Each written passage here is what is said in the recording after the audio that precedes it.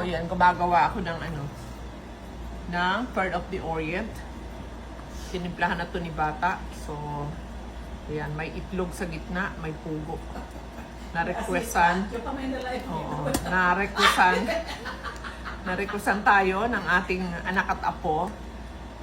Pauwi na kasi kami. So, sabi, bago kayo umalis, nag-request siya ng Pearl of the Orient. Ako, tinagawa ng apo ko, Pearl of the Orient. At saka ng Lumpiang Shanghai. So, eto na. Yung, as usual, yung ginagawa natin doon sa Pilipinas, nakikita nyo na Pearl of the Orient na low carb. Ito yun.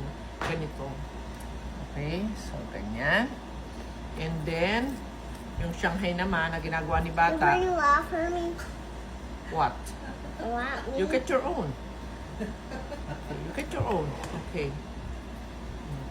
And then, and you make your own. Oh my God! What did you do? That's enough, baby. Tumawa ka! Bakit hindi? That's enough, baby. Wash your hands na.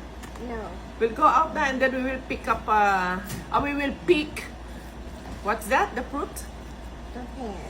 Yeah, the pear. Okay. You wash your hands first. I'm almost done here.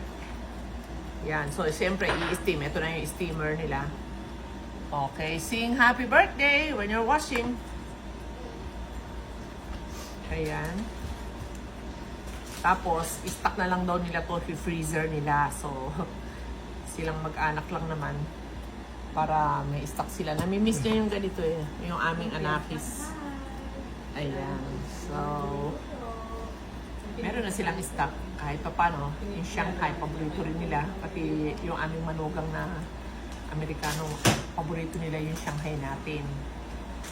Yung homemade Shanghai. Kaya, nagkagawa din tayo. Ayan. Ganun lang. Tapos, yung minudo, hindi na siguro. Okay na itong dalawang putahe. So, yan lang, di ba? Pati yung yung manugang namin, nagustuhan din ito. Pero, ang gusto nila yung may sticky rice. So, malamang Diyos ko, ba't hindi mo sinabi maglagay steak tayo. rice? Dapat pala, di nakababad dito. I'm zero. See. Di ba alam na mainit naman ang tubig dito eh. Okay. See, This is it. Okay, so yun na. Oh, i-close mo na dahil si Apo, hinihila ka na. Thank you!